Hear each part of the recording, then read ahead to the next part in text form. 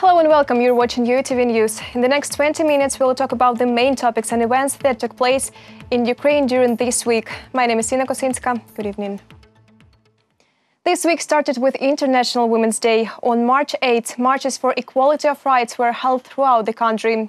How did the pandemic affect the solution of problems related to gender equality, domestic violence, wages? These are topics the participants of the marches were talking about. My colleagues will tell you more. Rebel, love, don't give up your rights. Several thousand women marched to remind about their rights, as well as draw public attention to the problems that Ukrainian women face every day. What is the main idea of the march?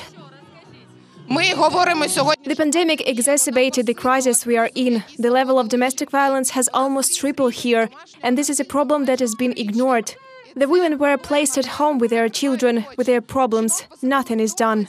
One of the requirements of the march participants is the ratification of the Istanbul Convention. The main goal of the document is to prevent violence against women. Many ladies stand for equality in everything. There's a personal issue that hurts me a lot. Children always remain a women's problem. And because of this, women earn less, because they have to take a greater part in household chores. We stand for women's rights. A woman has a right to everything, and a woman's place is everywhere.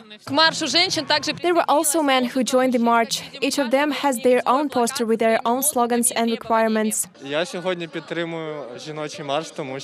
Today I support the Women's March because as a man I understand that women are in unequal conditions. They do a lot of unpaid work now in quarantine. They suffer from the cuts in various social benefits, which are now also very important. And first of all, it is of course to support the Istanbul Convention, which protects women from domestic violence. Inequality is in fact that one of the elementary examples is that there are only men among political leaders, and women stand lower. There are more than 1 million women with disabilities in Ukraine, only 25% of them work. Uliana came to the march for the right to equal access to rehabilitation and medical services. We are still being told that we aren't able to give birth, are not able to work and should stay at home. Every minute a woman is denied the right to work because first she is a woman and second with a disability. We suffer from multiple discrimination. There are also Belarusian families who were forced to leave their home country due to violations of civil rights there.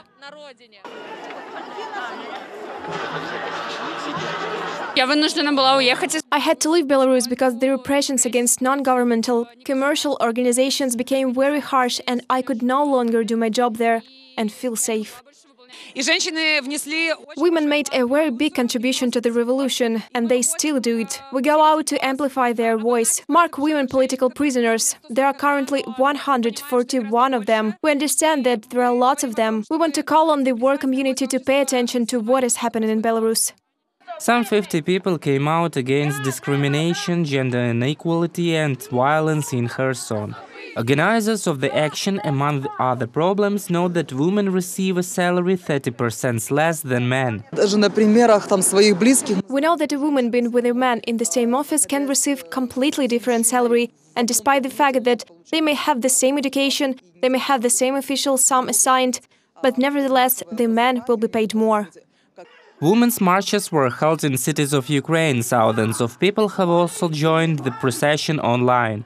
Reported by Roman Smoler, Vlada Tsurkan and Nina Lebedeva, UATV News.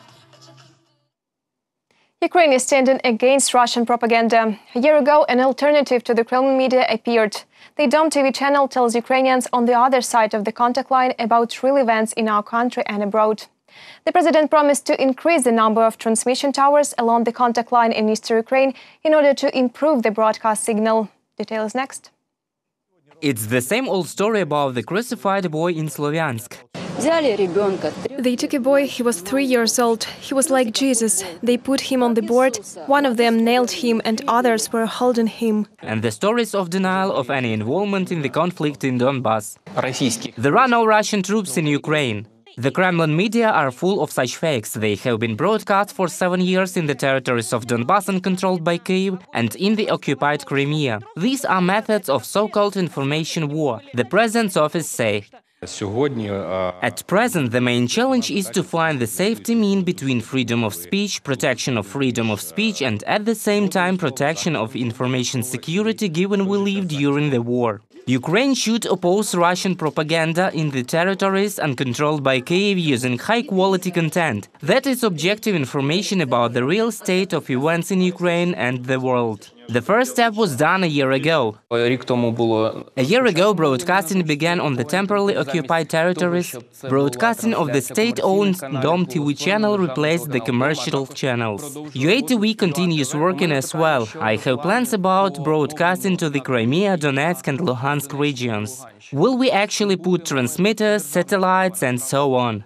And according to the president, this task is realistic.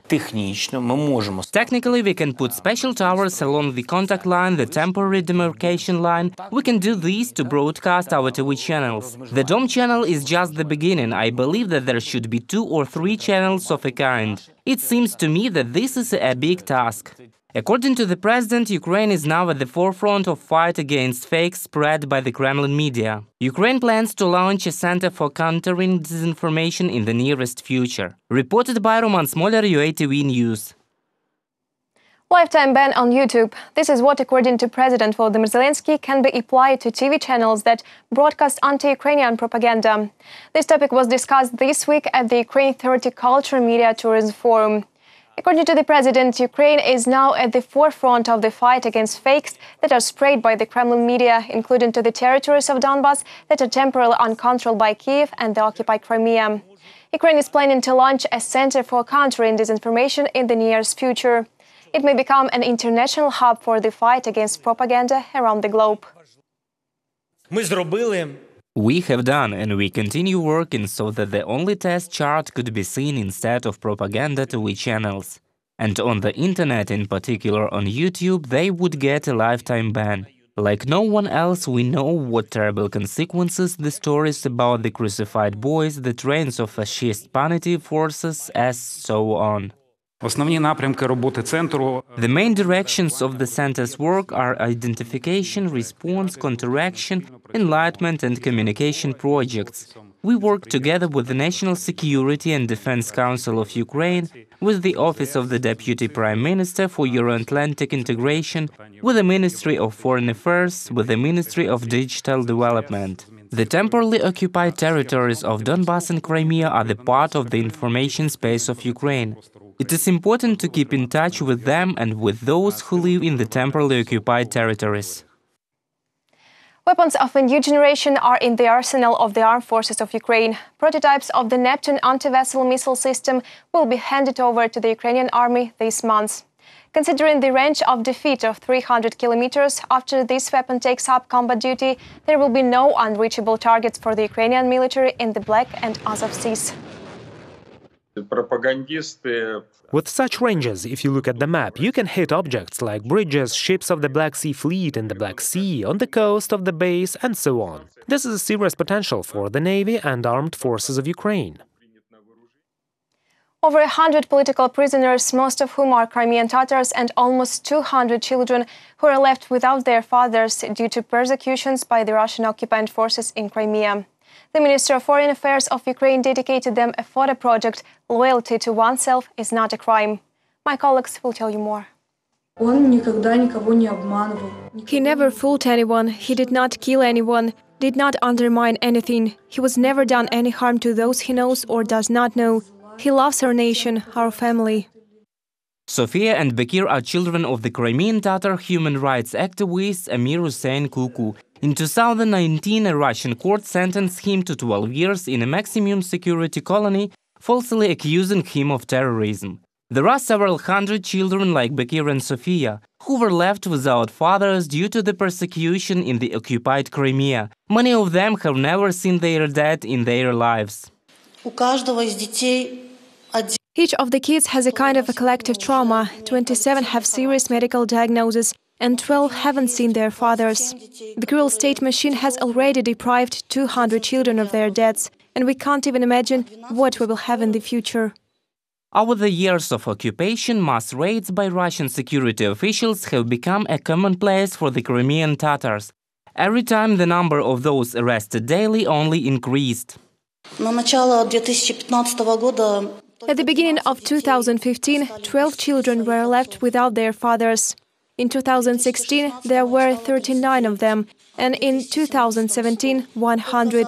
In only one night in March of 2019, when there were mass raids in more than 30 houses of the Crimean Tatars, 55 children were left without fathers. In Bakhchisarai, where I live, there are children of political prisoners. The Ministry of Foreign Affairs of Ukraine dedicated a photo project "Loyalty to oneself is not a crime" to these children. Their fathers, arrested and convicted by Russia, are considered political prisoners by Ukrainian and international human rights activists. The exhibition is very important for us because every foreign guest, every foreign minister of another state who comes here for negotiations will pass by these people, will see their stories. This will remind him or her about the illegal occupation of Crimea and about activity about really decisive actions in order to end this occupation. On August 23, at the initiative of President Volodymyr Zelenskyy, Ukraine will host the Crimean Platform International Summit. Its task is reintegration and deoccupation of Crimea. Reported by Roman Smoler, Svetlana Sich, UATV News. The natural attraction has been destroyed in Crimea. The Inkerman quarry near the occupied Sevastopol has practically dried up. According to the Crimean Reintegration Association, the self-proclaimed authorities of the peninsula emptied the reservoir in a month. They've even built a separate water pipeline to supply military bases. At the beginning of January, the pumping of water was stopped, but the quarry is already a poor show. Instead of a reservoir, there is only a rocky bottom left.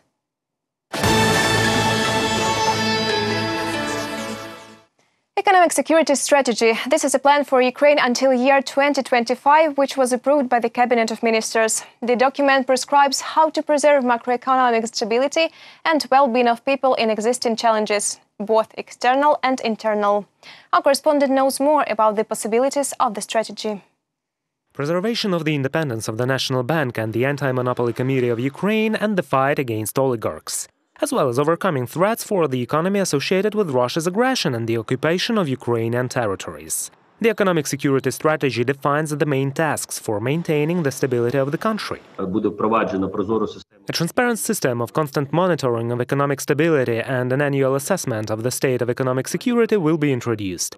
The strategy approves a board of indicators of economic security, which defines critical boundaries and targets for indicators of the main components of economic security. Economists say focusing on the sale of raw materials as well as dependence on imports and smuggling remain among the main risks for the Ukrainian economy. To ensure development, deshadowing of businesses as well as fighting monopolization of key sectors and oligarchs is needed.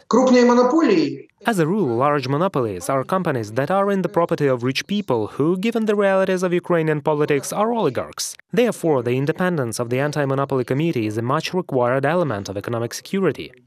The approval and implementation of the strategy can be a positive sign for international partners and investors. It is very important to protect competition and rights of entrepreneurs, improve the business climate. Also, the key issue for the International Monetary Fund and other organizations is the independence of the National Bank.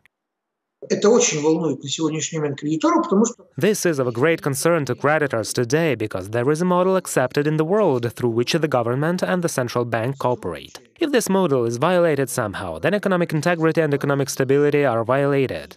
This is manifested in the fact that they stop giving us loans and general unwillingness to work with us. The government has also approved the National Economic Strategy of Ukraine until 2030. The document defines the steps for the development of industry, agricultural sector, infrastructure and transport, energy sector, as well as IT, creative industries and services. Reported by Vadim Kramer and Yulia Krychkova, UATV News. Oneself Palace in Odessa and Pototsky Palace in the town of Tulchin. Restoration and preservation of the 150 objects of cultural heritage of Ukraine is the main task of the big restoration program. Its cost is $72 million. Our correspondent found out what museums, fortresses and theaters are planned to be restored. This is the National Art Museum of Ukraine. It is one of the largest and oldest in the country. It contains about 40,000 unique exhibits of Ukrainian art. However, last summer, part of the facade of the building fell down. The building is in a bad condition. Therefore, this object became a part of the big restoration project. Moreover, there are about 150 similar objects in the list. The main task of the big restoration is to protect from destruction and preserve the unique monuments of the cultural heritage of Ukraine. $72 million will be allocated from the state budget this year to finance the project. We are not just restoring those cultural heritage sites. We build and restore roads to this object. We introduce new management so that people come and get acquainted with the cultural heritage of Ukraine. The Vorontsov Palace is one of the main attractions of the city of Odessa. Almost 2 centuries old building is hidden behind the high fence. The palace has not been restored for a century. Local guide Maria is deeply saddened with the current condition of the historic building. You are in danger when you walk and think that something could fall on you. That's why it must be restored. There was a marvelous Turkish room in the Vorontsov Palace. Count Vorontsov's Turkish room, a Chinese room for his wife, libraries, a winter garden. I wish it was possible to restore at least a minimum. Of course, it would be a great thing for Odessa. In the neighboring Vinnytsia region, the Pototsky Palace in the city of Tulchin is being reconstructed. The memorial, consisting of several buildings, was built in the end of the 18th century. $550,000 will be spent. After the restoration works are over, this historical place will be open for excursions, festivals, exhibition, as well as available for recreation of the locals. First of all, this is good for people. You know, some do not have an opportunity to travel abroad.